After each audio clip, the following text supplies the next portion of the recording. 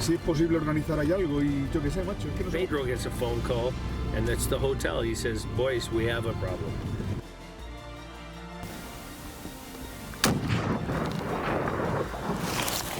It is fantastic.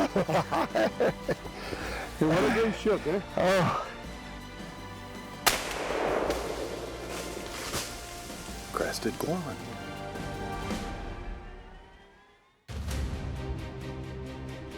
For some people, hunting season never ends. Staying in the forefront of global conservation leaves business and safety at stake. These three men risk it all for the hunts of a lifetime.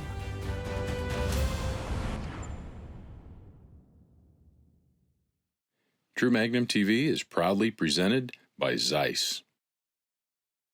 With the remaining days left in the hunt for a Cremnobates ram ticking down, Bo Morgan's team is quickly trying to sneak into shooting range of a ram just below the next ridge.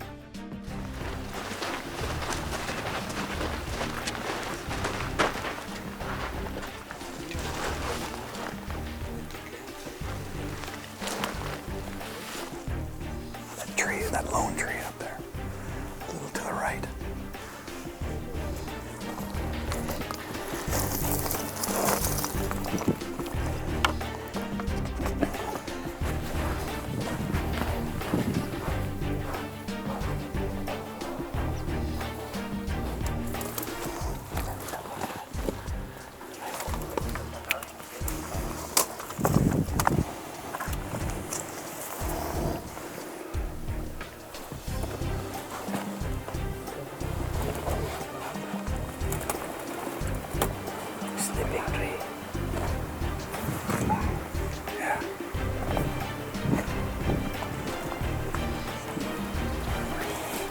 Saddle. Green, the bright green. The far side where he ran. It's 373, I'd say it at 400.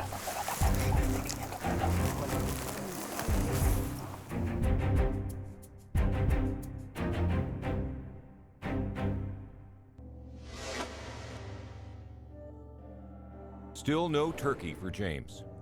The men are constantly distracted by all the other species the jungle has to offer. But that's not a bad thing. We're going into a part of the jungle that Daniel has never been to. So far it looks really cool. Hoping to find a collared peccary.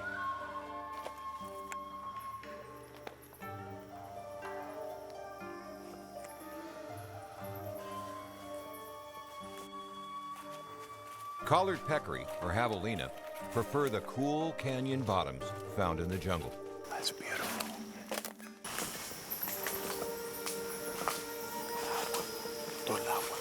Agua, yeah. It's gorgeous. Very humid, but gorgeous. It's like entering a whole other world.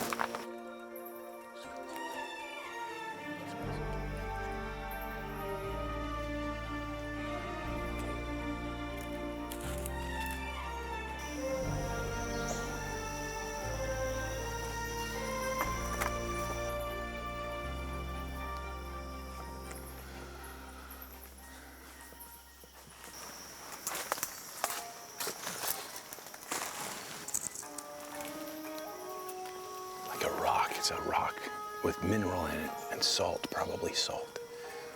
And everything's been coming here to lick. Javelina, maybe, Brocket deer. Probably for hundreds of years. It was probably huge. It was probably a huge, huge rock. And it's almost gone now.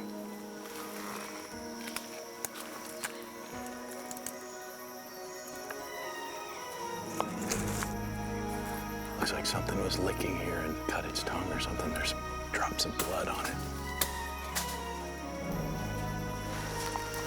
Super, super neat, hey? Here, we're gonna put this a little ways away so that when the big animal comes to here, there's still more for them over there, so the little ones can have something to lick on too. Mountain. Mountain. Home. Okay. Like my home. Okay.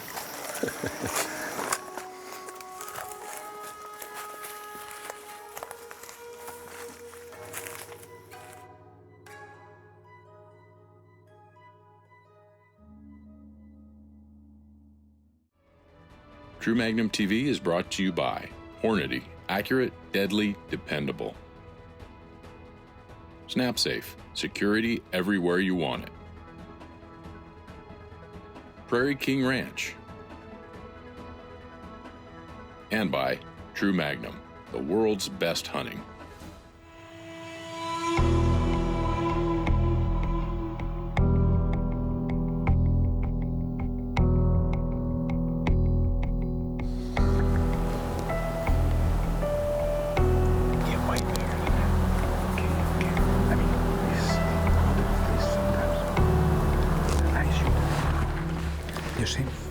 That's a high bronze silver medal size.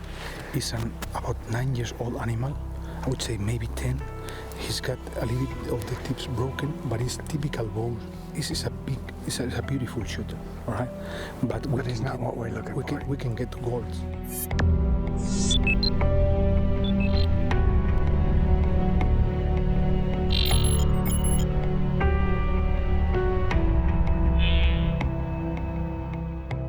In Spain, Pedro and Kenny McCarty searched the mountainside for a mature Basset ibex.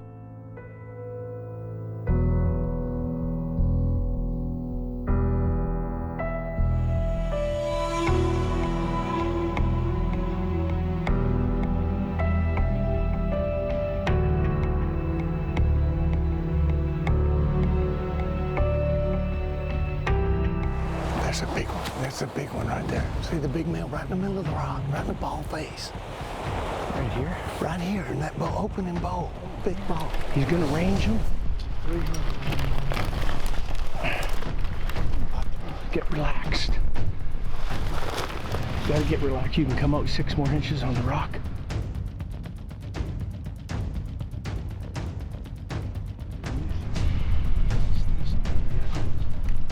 It'll hold him up. It stays in the pines. Then he's not gonna fall down the cliff. No, it's not silly what I'm saying. Okay, I got a problem now. On his second to the last day in the Yucatan, lifelong Miriam's turkey outfitter James Brion's chances of harvesting an ocellated turkey are fading fast. Everybody else in the group is getting turkeys, curacao, guan, agouti, all the things that you come here to hunt. I'm just seeing all the rare stuff. I think I've seen every protected species in the jungle. And now I'm staring at an aardvark in a tree, a Brasso Ferrerte, in case you didn't know that. I sure didn't. Hundreds of endangered species inhabit Mexico. In the Yucatan, conservation hunters such as Alfredo La Madrid and Luis and Rafael of Desert Hunt provide a critical boost to the local economy that ultimately increases protection for those species. After another unsuccessful morning turkey hunt, James Brion has the opportunity to hunt perhaps the most difficult of all of the deer species, the miniature Brocket deer.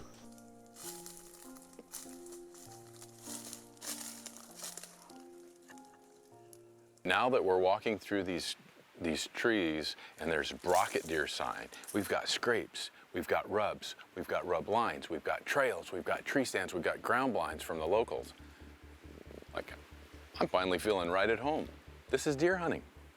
Just everything shrunk down by 85%. Brocket deer in this area are less than 2 feet tall and under 45 pounds. But there are other deer that also call the jungle home.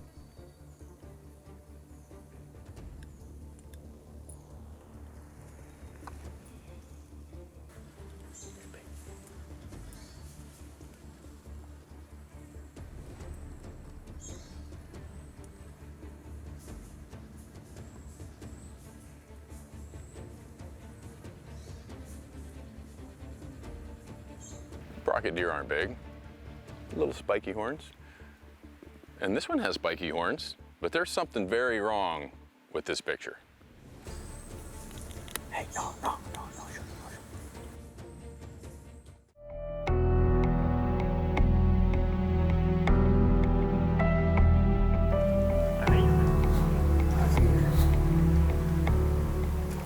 The ram ambles over the ridge and out of range. The disappointed crew must now regroup.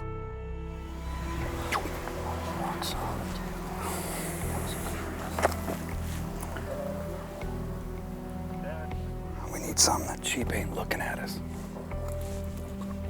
Pushing that a little too hard. And I don't know what was going on. Why would it just ease in here?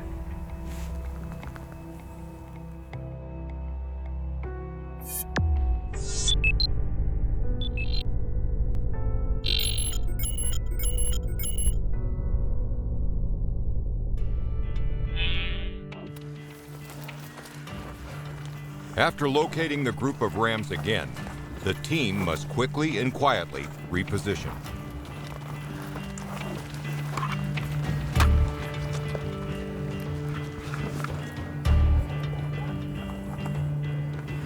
It's almost straight across. There you go. Another pack. Pack. Lay down. Brad, lay down. It's a long shot. I'm gonna get you set. We're all good. See the red cluster of rocks here? Real red. With kind of a little draw of green. Right up in there, there's a ram walking. No, to the right more. Over here. Too far left. Right in there. You on him? Okay.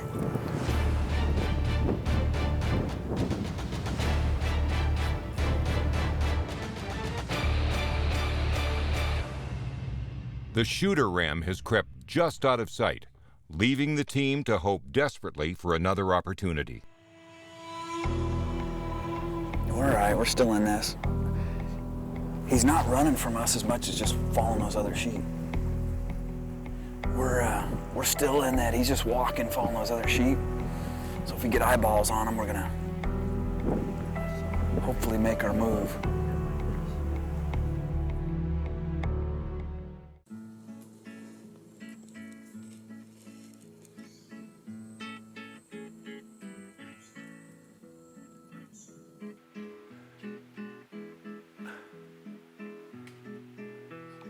I came here to hunt something different. A tropical whitetail, what are the odds? I'm seeing all the rare stuff, and I'm not seeing the everyday animals. Not that a Brocket deer is all that common. It's the hardest deer in the world you'll ever hunt. I got a day left. This was the funnest hunt of the whole week so far. I don't even know why. It's like all the other hunting I do.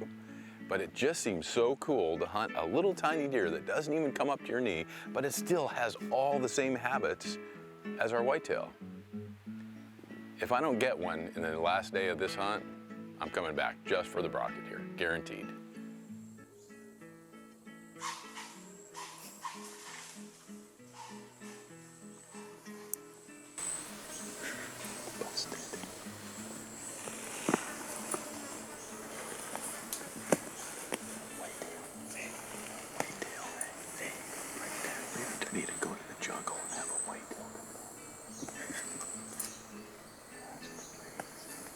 When you go to these amazing places like the jungle here in Campeche, you go for the hunting, but then you get to experience everything else. And what we do as hunters and the outfitters that run these areas, the foot traffic that comes through these places as well as the revenue is what benefits all of the non-game species. So it's conservation through preservation and utilizing the species that are very prevalent in an area for economic gain and to keep people in, so the poachers are gone, so the commercial wildlife traffickers are gone, and everything benefits. And I don't think I've seen a place where that is played out much better than here in the jungle. We saw so many species that are unusual, protected, and are not going to be hunted, but we still got to enjoy them. The North American model of game conservation through utilization and protection has been widely attacked and misrepresented in recent years. The hunting conservationists who have funded these decades of the world's most successful conservation model via their time, donations, through taxes on their gear, hunting licenses, and rural economic development are concerned as emotional management seems to be replacing science and logic. If that model is destroyed, hunters are replaced by poachers, and outfitters are replaced by game traffickers. Species will disappear around the globe. Hunters and non-hunters alike need to be asking if their emotional connection to the animal is really more important than the animal's existence in the future. What is to become of the Earth's amazing game and non-game species in places like the Yucatan?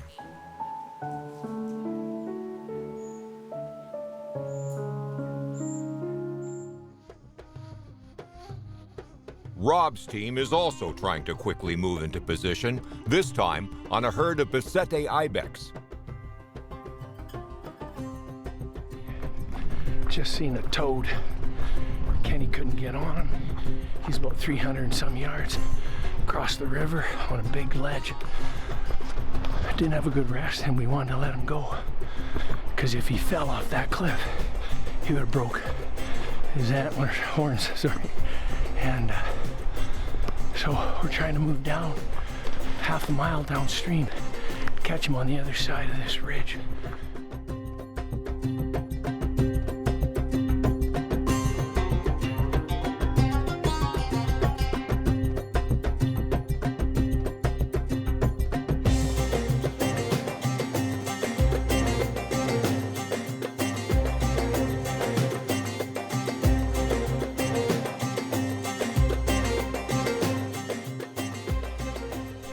Wonderful trip. It's like hunting 4 different countries at once when you hunt these ibex. It's some of it's so hard going that it's tough as any. I gotta go ibex.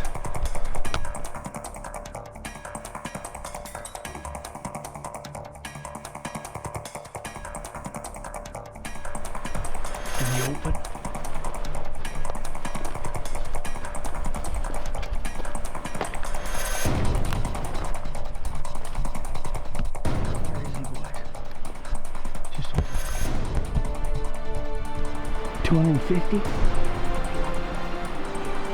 $250 yards. You want me to have him across? Get him.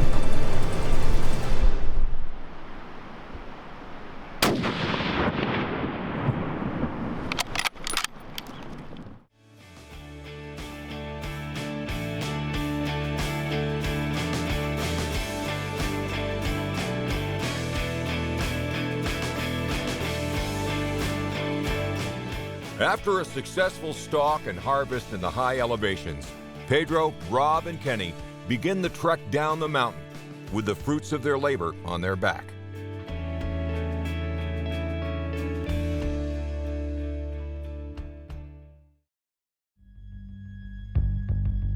Step on one stick, it's back to Montana, no bird. Can you see him? No. I can see 3. There was 4. I think I saw the pico de los.